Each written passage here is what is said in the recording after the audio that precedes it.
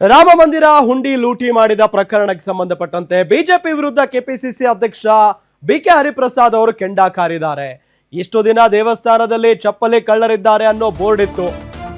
ಇನ್ಮೇಲೆ ಹುಂಡಿ ಕಳ್ಳರಿದ್ದಾರೆ ಎಚ್ಚರಿಕೆ ಅಂತ ಬೋರ್ಡ್ ಹಾಕಿಸ್ತಾರೆ.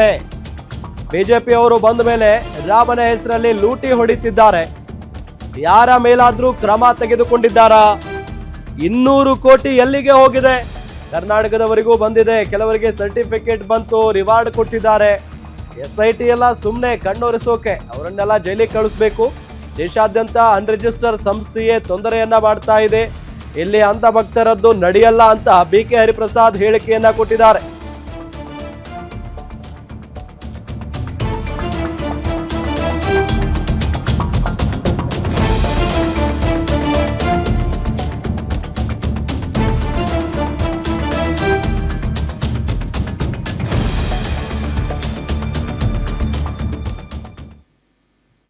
ಈಗ ಇಷ್ಟು ದಿವಸ ನಾವು ಇಡೀ ದೇಶದಲ್ಲಿರೋ ಯಾವುದೇ ದೇವಸ್ಥಾನ ಎಲ್ಲ ಹೋದ್ರೂ ಕೂಡ ಚಪ್ಪಲಿ ಕಳ್ಳರಿದ್ದಾರೆ, ಎಚ್ಚರಿಕೆಯಿಂದ ಇರಿ ಅಂತ ಇದು.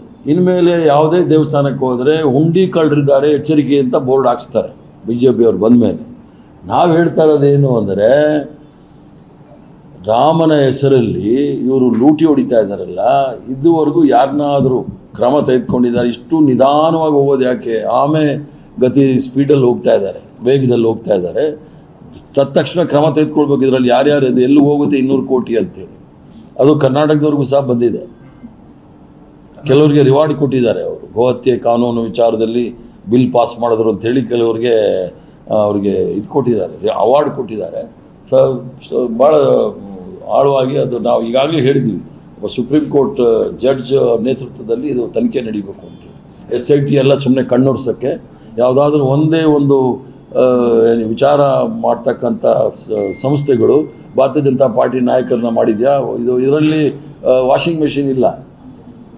ನಾವಂತೂ ಆ ವಾಷಿಂಗ್ ಮೆಷಿನಲ್ಲಿ ಅವ್ರನ್ನೆಲ್ಲ ಹಾಕೋದೇ ಇಲ್ಲ. ಅವ್ರನ್ನೆಲ್ಲ ಜೈಲಿಗೆ ಕಳಿಸ್ಬೇಕು. ಅಲ್ಲ, ದೇಶದ ತುಂಬ ಅನ್ರಿಜಿಸ್ಟರ್ಡ್ ಸಂಸ್ಥೆಗಳೇ ಈ ತೊಂದರೆ ಕೊಡ್ತಾ ಇರೋದು.